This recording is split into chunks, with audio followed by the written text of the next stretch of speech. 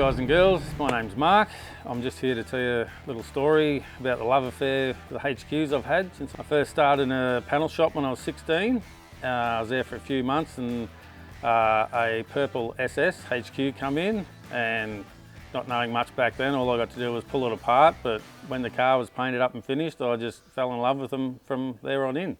I was 18 or 19 when I first got my HQ two-door, and yeah, for the last 35 years I've just had them ever since. Over the years I've had anywhere between 50 to 100 HQ Holdens. I've sort of lost count, which led me to about 12 years ago, just sitting back and thinking about I'd love to have a HQ get together.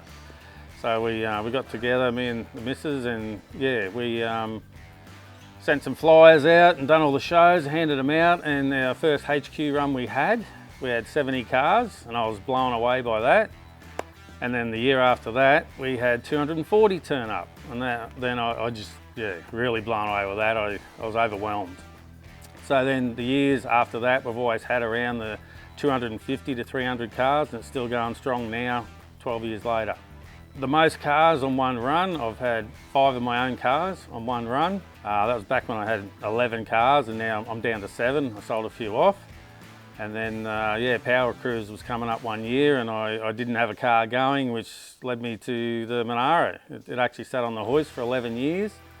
So I had my motor and gearbox sitting in the corner, so I decided to put it in this car.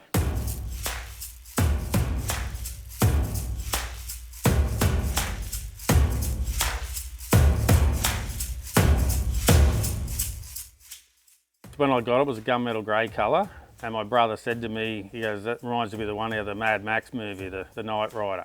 So I just thought, oh, I'll do something a little different, and I'll do it up as that car. It's not to exact detail, but it's, you know, as close as I could get without going too crazy.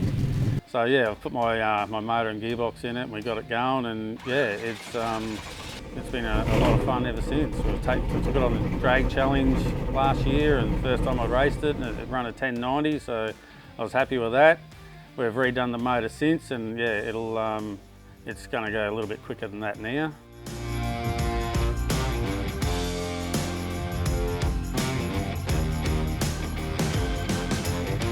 So under the bonnet, we've got a big block Chev. It's running on E85, has a 950 E85 carby. Roller cam, we've just upped the compression to 12.5 to 1, so it's got about 700 horsepower now at the flywheel. Turbo 400 gearbox, manual valve body, 3000 stall converter, led by a 9-inch diff, 3.7 true track, 31 spline axles.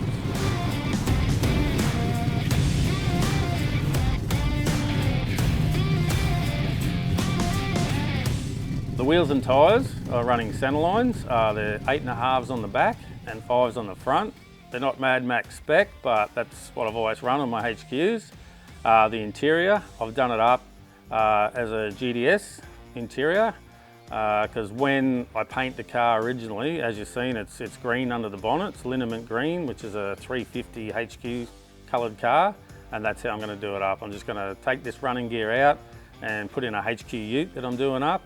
And then I want to put a 350 in this car and just have it for a nice Sunday cruiser.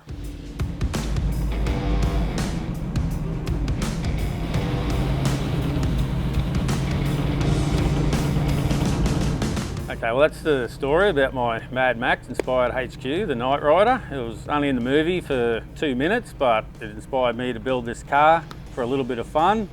I've been into HQs my whole life, and I'll probably be buried in one of the things.